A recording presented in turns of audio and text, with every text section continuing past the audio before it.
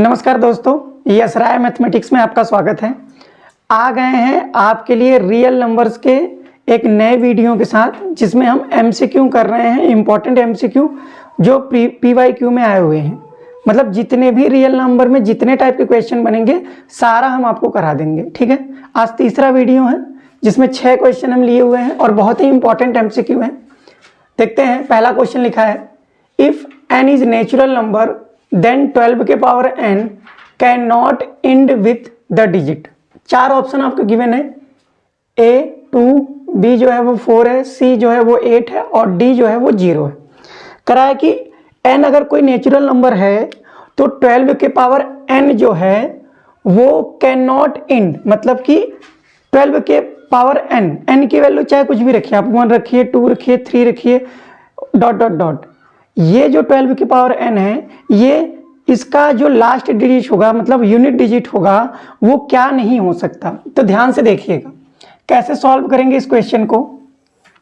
देखिए n हमारे पास क्या है, नेचुरल नंबर है, तो n की वैल्यू हम क्या ले सकते हैं, n सबसे छोटा नेचुरल नंबर 1 होता है, फिर 2 है, फिर 3 है, फिर 4 है, फिर 5 डॉट डॉट डॉट, ऐसे रख सकते हैं। ठीक है, अच्छा ध्यान से देखिएगा, 12 जो गिवन है, 12 को हम कैसे लिख सकते हैं, 12 को लिख सकते हैं 2 इंटू 2 इंटू 3, मतलब 12 को लिख सकते हैं 4 3 जा 12। अब 12 के पावर n है तो यहाँ से हम 2 इंटू 2 इंटू 3 के पावर भी क्या कर सकते हैं, n कर सकते हैं।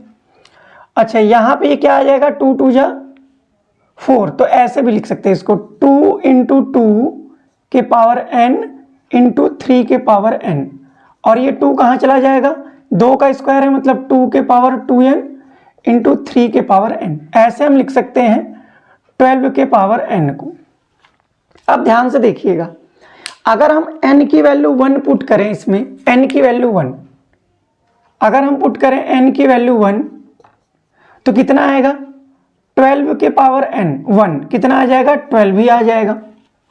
अगर हम n की वैल्यू 2 पुट करें तो ये कितना आ जाएगा, 12 का स्क्वायर, मतलब यहाँ 2 के पावर 2 करेंगे, मतलब 2 के पावर 4 हो जाएगा, और 3 का क्या हो जाएगा, 3 के पावर 2, मतलब इसको कर सकते हैं ऐसे, 2 के पावर में 2 इंटू 2 और 3 के पावर में 2, तो 2 के पावर में 4, मतलब कितना आएगा 60। ठीक है, और ये कितना 9, तो 9 6 कितना होता है 54, 4। अब लास्ट में जो भी आए, ठीक है, 144 आएगा, लेकिन इसके यूनिट डिजिट पे कितना आ रहा है 4। तो देखिए अगर हम n की वैल्यू 1 पुट किए थे तो यूनिट डिजिट पे कितना आ रहा है, 2 आ रहा है।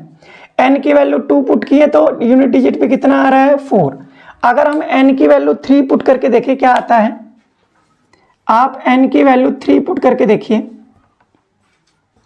तो कितना आएगा, ये आ जाएगा सर 12 के पावर में 3, मतलब 2 के पावर में 2 इंटू 3 और 3 के पावर में कितना आएगा 3। देखिए 2 के पावर में 6, 2 के पावर में 6, 2 के पावर 5 कितना होता है 32, 2 के पावर 6 कितना आएगा 64, और 3 का क्यूब कितना होता है 27। अब 7 में 4 का मल्टीप्लाई करेंगे तो कितना आ जाएगा 28, मतलब लास्ट डिजिट कितना आएगा 8 आएगा। देखिए तो आप एक चीज ध्यान से समझिए, आप n की कोई भी वैल्यू रखेंगे, ये जो नंबर है वो 0 पे एंड नहीं होगा। क्यों, क्योंकि किसी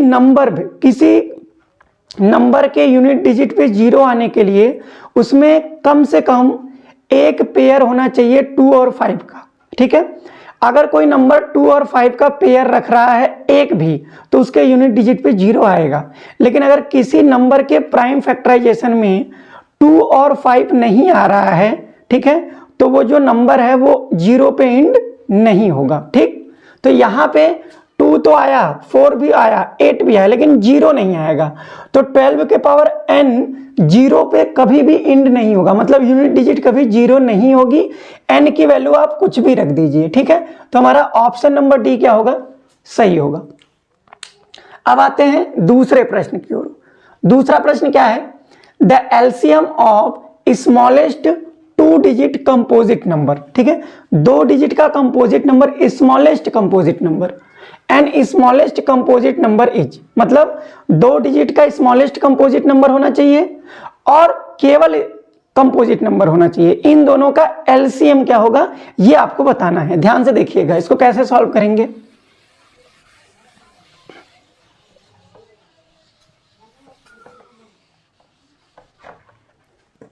देखिए आपको ये पता होना चाहिए कि कंपोजिट नंबर क्या होते हैं। कंपोजिट नंबर वो होते हैं जिनके 2 से ज्यादा फैक्टर हो, मतलब वो नंबर जो 1 से डिविजिबल हैं, खुद से डिविजिबल हैं और खुद एक और खुद के अलावा भी अगर किसी और नंबर से डिविजिबल हैं तो वो जो नंबर होते हैं वो क्या होते हैं, कंपोजिट नंबर। जैसे हम बात करें 10 जो है वो कंपोजिट नंबर है। हम बात करें 25, ठीक है, 25 भी क्या है, कंपोजिट नंबर। क्यों? क्योंकि 25 जो है वो 1 से डिविजिबल है, 5 से डिविजिबल है और 25 से डिविजिबल, मतलब 3 फैक्टर हो गए, तो ये क्या हो गया, कंपोजिट नंबर। तो कंपोजिट नंबर वो होते हैं जिनके फैक्टर 3 से ज्यादा होते हैं, ठीक। एक तो वो एक होगा, एक खुद वो नंबर होगा और उसके अलावा भी अगर कोई फैक्टर है तो उसको हम क्या बोलेंगे, कंपोजिट नंबर। अब ध्यान से देखिएगा, हमसे क्या बोला है, LCM of smallest 2 digit composite number. तो देखिए 10 जो है, 10 क्या है, स्मॉलेस्ट है, 2 डिजिट का है और कंपोजिट नंबर है। क्यों? क्योंकि 10 को अगर हम डिवाइड करेंगे तो 10 किससे किससे डिविजिबल होगा, 1 से डिविजिबल है, 2 से डिविजिबल है, 5 से डिविजिबल है और 10 से डिविजिबल है। तो 10 जो है वो स्मॉलेस्ट 2 डिजिट कंपोजिट नंबर है, ठीक। तो स्मॉलेस्ट 2 डिजिट कंपोजिट नंबर क्या है, smallest 2 digit composite number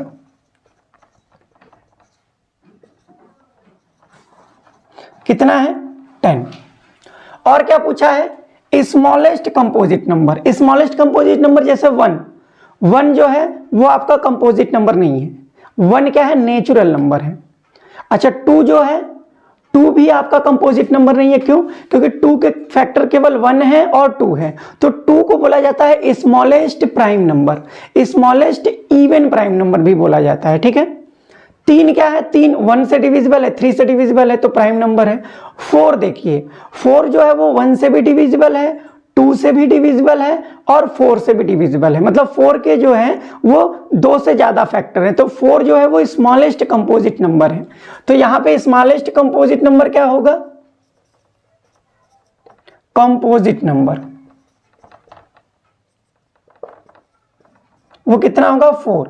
2 digit का स्मॉलेस्ट कंपोजिट नंबर क्या है, 10 और स्मॉलेस्ट कंपोजिट नंबर क्या है, 4। इनका हमको क्या बताना है, एलसीएम। एलसीएम बताना है किसका, 10 और 4 का। तो देखिएगा 10 को कैसे लिख सकते हैं सर, 2 × 5, 4 को कैसे लिख सकते हैं सर, 2 × 2। अब एलसीएम के लिए क्या करते हैं, जो दोनों में कॉमन है पहले वो ले लीजिए 2, फिर जो कॉमन नहीं है उसको भी ले लेते हैं, 2 × 5। तो कितना आएगा, 2 2 जा 4 5 जा 20। तो जिनका एलसीएम आएगा वो कितना आएगा, 20। तो ऑप्शन नंबर सी हमारे पास क्या है, करेक्ट। अब ध्यान से सुनिए, अगर इसी का एचसीएफ पूछता तो क्या करते, तो एचसीएफ के लिए सर जो कॉमन होता है दोनों में केवल वही लेते हैं, तो 2 दोनों में कॉमन है तो 2 हो गया। अगर आपसे एचसीएफ पूछता तो 2 बताते हैं, लेकिन हमसे एलसीएम पूछा इसलिए हमने क्या किया, 20 बताया, ठीक है।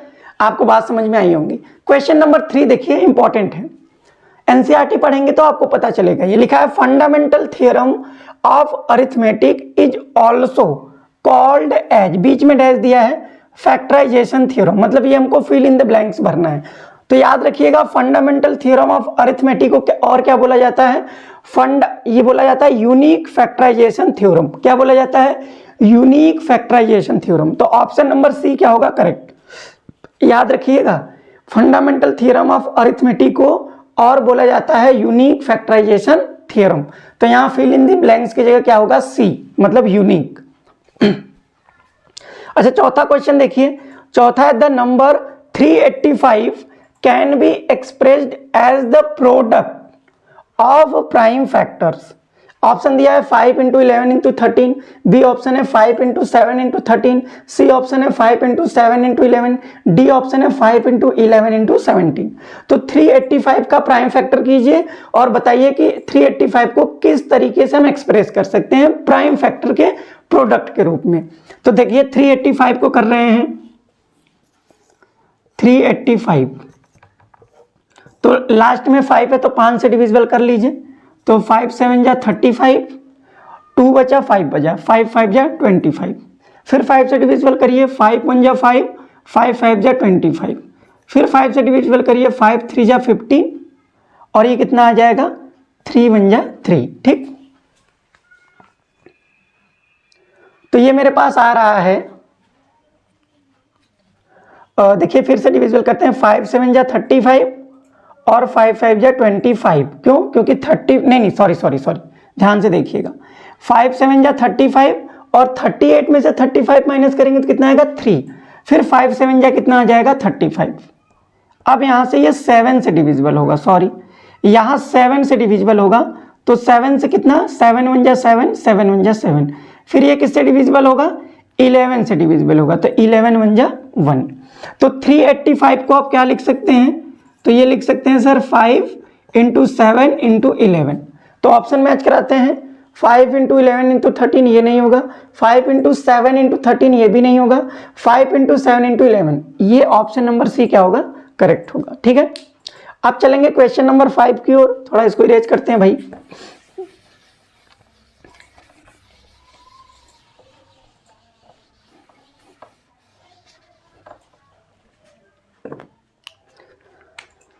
देखिए क्वेश्चन नंबर 5 क्या है, the HCF of 256, 442 and 940 is.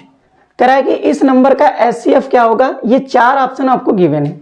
तो हम क्या करते हैं, पहले इन तीनों नंबर का प्राइम फैक्टराइजेशन करते हैं। देखिए 256, पहले 256 का करते हैं, 2 से डिविजिबल करेंगे, 2 1 जा 2, 2 2 जा 4, 2 8 जा 16।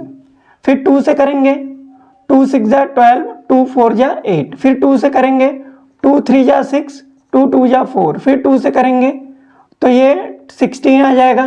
फिर 2 से करेंगे 8 आ जाएगा। फिर 2 से करेंगे 4 आ जाएगा। फिर 2 से करेंगे 2 आ जाएगा। फिर 2 से करेंगे तो कितना आ जाएगा 1। ठीक है, 256 का हमने प्राइम फैक्टराइजेशन कर लिया। अब किसका करेंगे, अब 142 का, 142 का करिए। देखिए 2 से डिविजिबल करिए, 2 7 जा 14, 2 1 जा 2। ठीक है, अब 71 आपका जो है वो प्राइम नंबर है, 71 किसी से डिविजिबल नहीं है, तो ये 71 से डिविजिबल कराइए इसको, तो कितना आ जाएगा ये 1। अब देखेंगे कितना है, अब 940 को भी प्राइम फैक्टराइजेशन करिए तो कितना आएगा, ये आ जाएगा 2 4 जा 8, 2 7 जा 14 और ये 0 हो जाएगा। फिर 2 से डिविजिबल करिए, 2 2 जा 4, 2 3 जा 6, 2 5 जा 10। फिर 5 से डिविजिबल करिए, 5 4 जा 20 और 5 7 जा 35। फिर 47 भी आपका प्राइम नंबर है, तो 47 से इसको डिविजिबल कर दीजिए तो 1 आ जाएगा। तो देखिएगा हम 256 को कैसे लिख सकते हैं, कितनी बार है सर, 1 2 3 4 5 6 7 8, मतलब 2 के पावर 8 लिख सकते हैं। ठीक है, और 142 को कैसे लिख सकते हैं सर, 2 × 71। और 940 को कैसे लिख सकते हैं सर, 2 के पावर 2 × 5 × 47। देखिए HCF के लिए क्या करते हैं, जो तीनों में आपका मिनिमम पावर होगा उसी को कॉमन लेते हैं। तो मिनिमम पावर क्या है, देखिए यहाँ 2 के पावर 8, यहाँ 2 है, यहाँ 2 के पावर 2, तो मिनिमम पावर कितना है 2, तो HCF कितना आ जाएगा 2 आ जाएगा। तो देखते हैं कौन सा ऑप्शन है, ऑप्शन नंबर ए हमारा क्या है, सही ऑप्शन है। अब देखिए the total number of, question number 6 है, the total number of factors of prime factors, मतलब प्राइम फैक्टर्स के कितने फैक्टर होते हैं वो नंबर बताने। देखिए प्राइम फैक्टर जो होता है वो या तो 1 से डिविजिबल होगा या खुद अपने नंबर से डिविजिबल होगा। जैसे 2 जो है वो स्मॉलेस्ट इवन प्राइम नंबर है, 2 1 से डिविजिबल है और 2 से डिविजिबल है, तो इसके कितने फैक्टर हुए 2। अच्छा 3 जो है वो भी प्राइम नंबर है, तो 3 किससे डिविजिबल होगा, 1 से होगा और 3 से होगा, तो इसके भी कितने फैक्टर हुए 3। कोई भी आप प्राइम नंबर ले लीजिए, जैसे 11 किसके डिविजिबल होगा 1 से और 11 से, तो इसके भी कितने फैक्टर हुए 2। तो किसी भी प्राइम फैक्टर्स के जो नंबर ऑफ फैक्टर्स होते हैं वो कितने होते हैं, सिर्फ 2 होते हैं। तो ऑप्शन नंबर सी हमारे पास क्या हो जाएगा, सही हो जाएगा, मतलब ऑप्शन नंबर सी क्या है, करेक्ट है। देखिए ये रियल नंबर के 6 इंपॉर्टेंट क्वेश्चन थे। इसके बाद एक वीडियो और आएगी रियल नंबर्स के, फिर एमसीक्यू इस चैप्टर का कंप्लीट हो जाएगा। अगर आप चारों वीडियो अच्छे से देख लेते हैं, हम आपको 100% गारंटी देते हैं आपका रियल नंबर्स का क्वेश्चन पेपर में नहीं छूटेगा, चाहे वो बोर्ड हो या फिर प्री बोर्ड हो। और एक इंपॉर्टेंट बात याद रखिए, अगर आपको नोट्स चाहिए, ठीक है, ये जो भी हमने पढ़ाया है, और किसी भी ईयर का आपको मैथ्स का PYQ चाहिए, तो नीचे टेलीग्राम चैनल है, सब्सक्रिप्शन में आप टेलीग्राम चैनल ज्वाइन कर लीजिए, और वहां पे लिंक क्लिक करेंगे तो आपको नोट्स मिल जाएंगे और PYQ मिल जाएंगे इसी चैप्टर के, ठीक है। तो मिलते हैं अगले वीडियो में, तब तक आप पढ़ते रहिए। Very very